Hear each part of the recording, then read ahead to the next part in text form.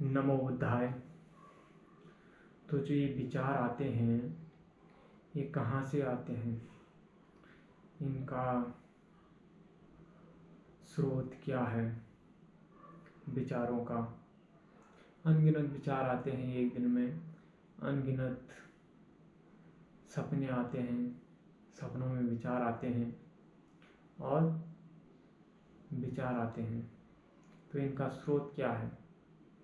कभी सोचा है कि आखिर जो ये विचार हमें परेशान करते हैं और इनोवेशन करते हैं और अलग अलग क्षेत्रों में इतनी तकनीकी और प्रौद्योगिकी का विकास हो रहा है, उसके लिए कौन जिम्मेदार है? ये विचार ही तो जिम्मेदार हैं। तो ये हमारे भीतर, हमारे मस्तिष्क में, हमारे मन में कहाँ से उत्पन्न होते हैं? तो ये प्रश्न बहुत गहरा रहा है। इस प्रश्न का कोई एक सटीक उत्तर नहीं है। कुछ के अनुसार मन अलग होता है और जो हमारा ब्रेन है वो अलग होता है, लेकिन साइंस दोनों को कंबाइन करके देखती है एक साथ, यानी एक ही मानती है कि हमारे मस्तिष्क में ही ये विचार उत्पन्न होते हैं। न्यूरॉन्स की गतिविधियाँ जो होती है न्यूरॉन्स के कारण, और जो रासायनिक वो होती है अधिक रासायनिक क्रियाएं होती हैं, उनके कारण ये विचार आते हैं। तो कोई सटीक आंसर नहीं है इसका कि विचार कहाँ से आते हैं। अलग अलग लोग अलग अलग मानते हैं, लेकिन जो भी हो, लेकिन इतना तो तय है कि इन विचारों से ही एक मनुष्य बुद्धिमान बनता है और एक मनुष्य अल्पज्ञ, एक मनुष्य कम बुद्धिमान, या फिर हम कह सकते हैं कि एक मनुष्य के पास अधिक क्षमता होती है इन्हीं विचारों के कारण, और दूसरा मनुष्य उन्हीं विचारों के कारण कम क्षमता उसके पास होती है। और उसी क्षमता के कारण एक मनुष्य सफलता को प्राप्त करता है। वो धन से लेकर अपने जिंदगी की प्रत्येक चीज़ों में सफल होता है। धन, परिवार, सुख, समृद्धि, स्वास्थ्य, पत्नी, बच्चे और जितने भी अध्यात्म, जितने भी प्रकार से हम कह सकते हैं, तो हम मान के चलते हैं कि वो उन सभी चीज़ों में सफल है। हो सकता है कुछ अपवाद भी रहे हों और वो सफल ना हो, लेकिन हम इतना तो मान के चलेंगे कि वो सफल है। और दूसरा एक व्यक्ति जो उन्हीं विचारों की वजह से अल्पज्ञ है, जो कम बुद्धिमान है, वो क्या है? वो असफल है। वो उन्हीं विचारों की वजह से असफल होता है, और ना ही तो उसका पारिवारिक जीवन सही से चल पाता है, ना ही उसका सामाजिक जीवन सही से चल पाता है, और ना ही उसका कोई भी जीवन, आध्यात्मिक जीवन सफल हो पाता है। वो उन विचारों की वजह से असफलता पर असफलता प्राप्त करता है। और एक दूसरा व्यक्ति है जो उन्हीं विचारों की वजह से सफलता प्राप्त करता है। तो ये थॉट बहुत इम्पोर्टेंट है कि हमारे अंदर कैसे थॉट आते हैं और वो थॉट को हम आगे कैसे प्रभावित करते, उन थॉट को कैसे क्रियान्वित करते हैं और वो थॉट हमें कैसे प्रभावित करते हैं, ये बहुत इम्पोर्टेंट है।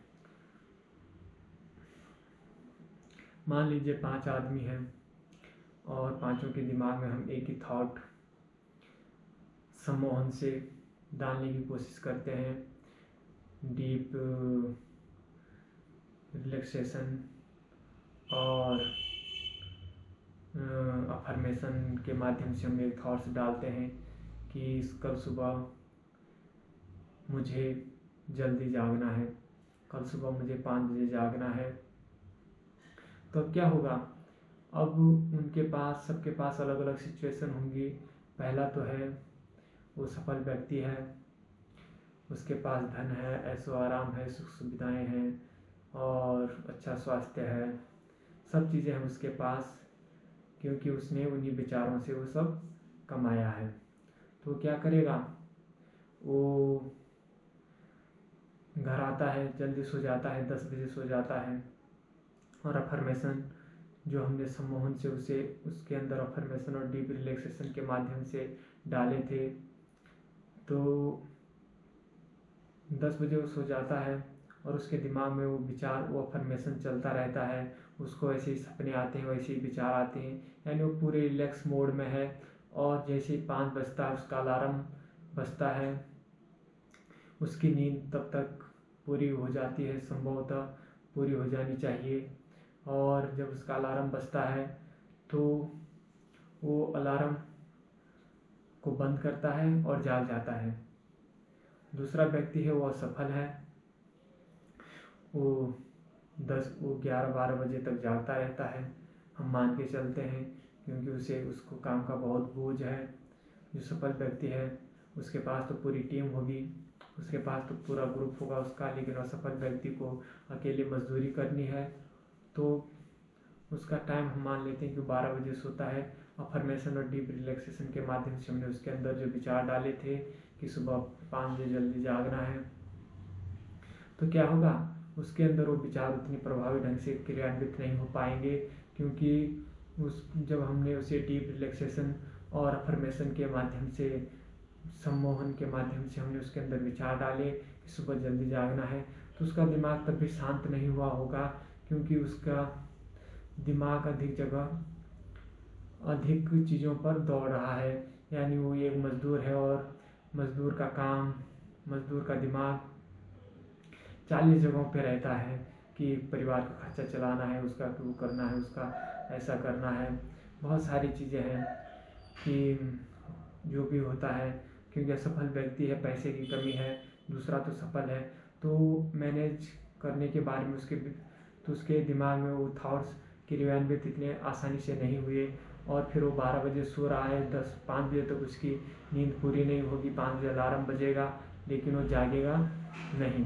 क्यों नहीं जागेगा, क्योंकि नींद में भी उसे एक सपना आएगा कि मैं जाग चुका हूँ, आज मैं 5 बजे जाग चुका हूँ, ये सपना उसे आएगा, और फिर जो अलार्म का सपना है वो किसी दूसरे सपने में बदल जाएगा कि ये अलार्म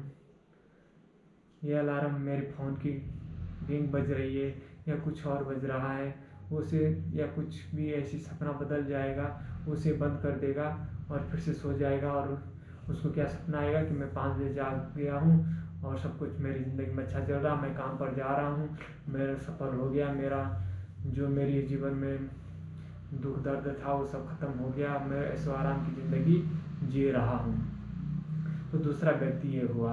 अब तीसरे व्यक्ति की बात कर लेते हैं। तीसरे व्यक्ति को हम मान लेते हैं कि तीसरा व्यक्ति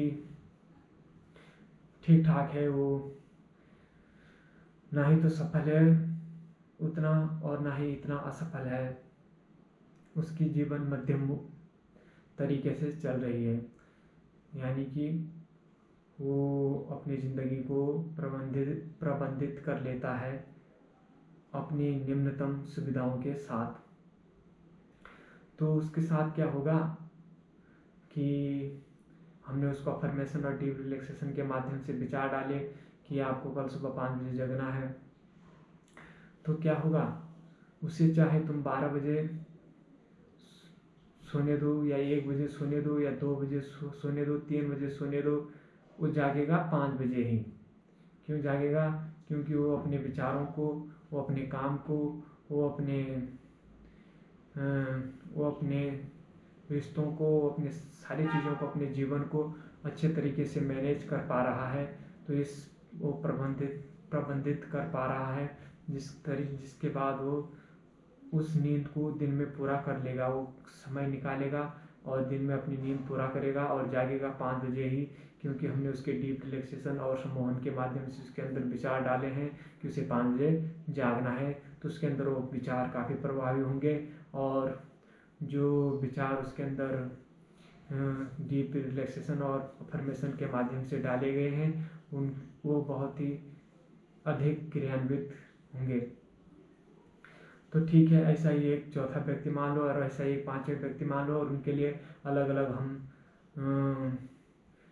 व्यवस्थाएं मान सकते हैं कि उनकी अलग अलग अनुकूलताएं और प्रतिकूलताएं हैं और अलग अलग सिचुएशन उनके सामने है, जिसके हिसाब से वो जागेंगे या नहीं जागेंगे उस बात पर निर्भर करता है। धन्यवाद।